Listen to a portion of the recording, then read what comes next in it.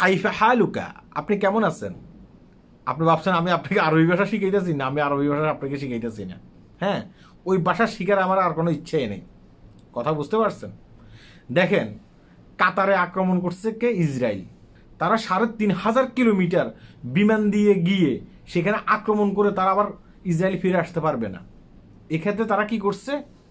কাতারে যে আমেরিকার ঘাঁটি আছে, তারা ইসরায়েল থেকে কাতারে গেছে। কাতারে গিয়ে সেখানে কি করছে? ওই যে আমেরিকার ঘাঁটি আছে, আমেরিকার ঘাঁটি থেকে তারা তাদের বিমানের জন্য ফুয়েল নিছে, মানে তেল নিচ্ছে। আবার কাতারে আক্রমণ করছে। কাতারে আক্রমণ করে তারা নিরাপদভাবে কি করছে? সৌদি আরবের জর্ডানের আকাশ দিয়ে তারা কি করছে? তারা আবার ইসরায়েলি ফেরত আসছে। সৌদি আরব কি জানতো না সৌদি আরবের আকাশ দিয়ে বিমান যাইতেছে? জর্ডান কি জানতো না বিমান যাইতেছে? সবকিছুই জানতো। হ্যাঁ, তারা নিরাপদভাবে তারা নাকে তেল দিয়ে ঘুমাইছে। ইসরায়েলকে সুযোগ করে দিছে আপনার ইয়াতে বোম মারার লেগে, কাতারে বোম মারার লেগে। পরবর্তীতে পুরো মুসলিম কান্ট্রি একসাথে হয়ে গেছে। কাতারে কেন এই কাজটা করতে গেল? আমরা একটা কঠোর নিন্দা জানাচ্ছি। আমরা পারলে আমরা আবার ইসরায়েলে এখন হামলা করব। হ্যাঁ, পুরো মুসলিম কান্ট্রি কিন্তু একসাথে হয়ে গেছে। আপনার পত্রিকাগুলো দেখলে বুঝতে পারবেন। আমরাও যারা গরিব কান্ট্রির লোক আছি, আমরা বাংলাদেশ থেকে বিভিন্ন কান্ট্রি থেকে চিন্তা করতেছি, এবার হয়তো মুসলিম কান্ট্রি সবাই একসাথ হয়েছে। হ্যাঁ, এবার আমগুলো আর ঠেকাইকে, আমগো টুপি আবার আর কেউ মাথা থেকে খুলতে পারবো না। হ্যাঁ, আমাকে ইমানের শক্তি হচ্ছে সবচেয়ে বড় শক্তি। সবাই সেই আছে, দেখা যাক কি হয়। আজকে কি হয়েছে জানেন? আজকে কাতারের যিনি প্রধানমন্ত্রী আছে, সেই আমেরিকাতে গিয়ে ট্রাম্পের সাথে ডিনার করতেছে। অথচ ট্রাম্প নির্দেশ দিছে ইসরায়েলকে কাতারে হামলা করার জন্য। আজকে সে কি করতেছে? আমেরিকাতে গিয়ে ট্রাম্পের সাথে ডিনার করতেছে।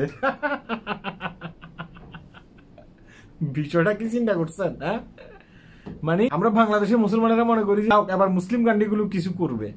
হ্যাঁ, অথচ মুসলিম কান্ট্রিগুলো কি করতেছে জানেন? আপনাকে এভাবে কইরা তারা কি করছে? তারা ঠিকই গিয়ে আমেরিকার সাথে নাস্তা করতেছে, ডিনার করতেছে। আর আপনি একজন বাংলাদেশি মুসলিম, আপনি কি করতেছেন?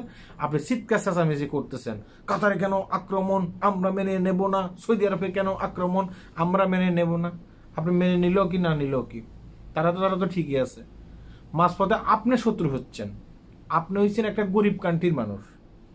আপনাকে কাজের ক্ষেত্রে আপনাকে সারা দুনিয়ায় ঘুরতে হবে, বিভিন্ন দেশে গিয়ে কাজ করতে হবে।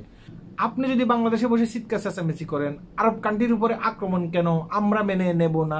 সৌদি আরবের উপরে আক্রমণ কেন, আমরা মেনে নেব না। দুবাইয়ের উপরে আক্রমণ কেন, আমরা মেনে নেব না। ভাই, আপনি মেনে নিলেও কি না নিলেও কি? হ্যাঁ, আপনাকে কি করতে হবে? আপনাকে বাইরের কান্ট্রিতে গিয়ে কাজ করতে হবে। আপনাকে সৌদি আরবে যেতে হবে, আপনাকে আমেরিকাতে যেতে হবে, আপনাকে ইহুদি কান্ট্রিগুলোতে যেতে হবে, আপনাকে খ্রিস্টান কান্ট্রিগুলোতে যেতে হবে কাজ করার জন্য। আর এই যে আরব কান্ট্রি যারা আছে না, তারা তেল বেচার বসে আছে। তারা কোনো কান্ট্রিতে না গেলেও চলবে। ঠিক আছে? তাহলে শুধু শুধু আপনি কেন শত্রু হচ্ছেন? আপনি কেন শত্রু হচ্ছেন বিশ্বের দরবারে?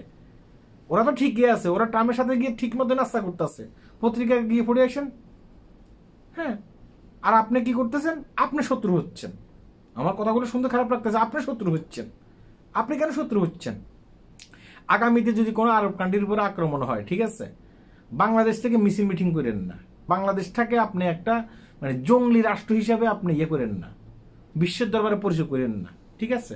আরব কান্ট্রিতে গিয়ে আপনি এসব মিছিল মিটিং করতে পারবেন না। অথচ তাদের কিন্তু মিছিল মিটিং করার কথা ছিল। তারা ট্রাম্পের সাথে নাস্তা করতেছে, তারা ট্রাম্পকে বড় বড় আপনার হেলিকপ্টার উপহার দিচ্ছে।